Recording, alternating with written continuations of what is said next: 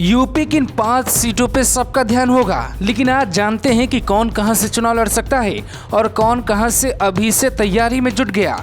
पांचों नेताओं पर सबकी नजरें इसलिए हैं क्योंकि इनमें से 4 तो पार्टी का फेस है और 5वें हैं केशव प्रसाद मौर्य, जो इसलिए चर्चा में रहेंगे क्योंकि उनके खेमे को लगता है कि गाहे बगाहे चुनाव के बाद वो शायद मुख्यमंत्री बन ही जाएं। इसीलिए सबसे पहले बात उन्हीं से शुरू करते हैं। डिप्टी सीएम केशव प्रसाद मौर्य के बारे में चर्चा ये है कि वो अपने गृह जनपद प्रयागराज की शहर उत्तरी सीट से विधानसभा का चुनाव लड़ेंगे। इस सीट पर हुए पिछले 7 चुनावों में 5 बार बीजेपी को जीत मिली है, 2 बार कांग्रेस पार्टी को जीत मिली है। सपा और बसपा यहां अभी तक अपना खाता नहीं खोल पाई है। हालांकि वो कौशाम्बी की सिराथू सीट से भी लड़ सकते हैं, जो उनके घर की सीट है। प्रयागराज शहर की उत्तरी सीट बीजेपी के लिए सुरक्षित है। केशव प्रसाद मौर्य प्रयागराज दक्षिणी सीट से 2 बार विधायकी चुनाव हार चुके हैं, लेकिन इस सीट पर उनका दबदबा ज्यादा बेहतर है, वो चुनाव जीत सकते हैं। केशव प्रसाद मौर्य इसी सीट के Jwala Devi inter college polling centre पर वोटर भी हैं। यहीं से वो पार्टी के पन्ना प्रमुख भी बनाए गए। केशव ने पिछले हफ्ते इसी सीट के एक बूथ के पन्ना प्रमुख होने की बात कहते हुए वीडियो में कई संदेश दिए थे, जिसके बाद ये इशारा मिला कि शायद ये इस सीट से चुनाव लड़ सकते हैं। अब सवाल है, योगी आदित्यनाथ कहां से लड़ेंगे चुनाव?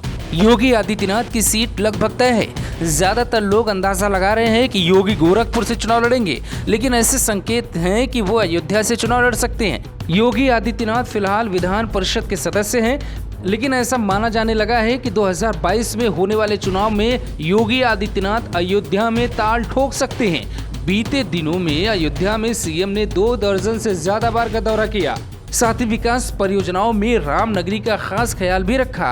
अब तक योगी आदित्यनाथ मुख्यमंत्री बनने के बाद 35 बार अयोध्या जा चुके हैं। अयोध्या के वर्तमान विधायक वेद प्रकाश गुप्ता फिलहाल बीजेपी के विधायक है, जिनका दावा है कि अगर मुख्यमंत्री अयोध्या आए तो वो सीट खाली कर देंगे और योगी को जिताने के लिए प्रचार भी करेंगे।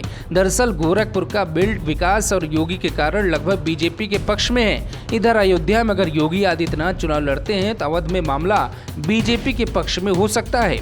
अयोध्या में योगी आदित्यनाथ का लगाव प्रेम और सिर्फ राम की वजह से है या फिर मामला चुनाव का भी है? सीएम योगी अब तक 35 बार अयोध्या गए, तो क्या वहां से चुनाव भी लड़ सकते हैं? क्या योगी आदित्यनाथ अपना गढ़ गोरखपुर छोड़ रिस्क लेंगे? एक मंच से योगी ने कहा था, अयोध्या को रास्ता हमेशा गोरक्षनाथ मंदिर ने ही दिखाया है।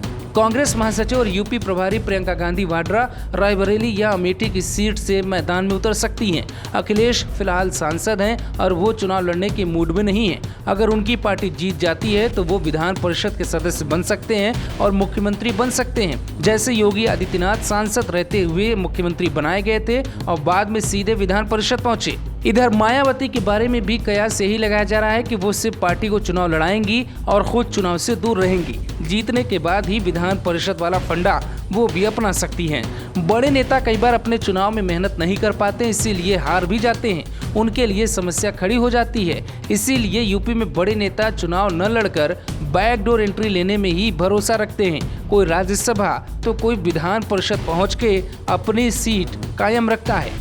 Bureau report, global Bharat TV.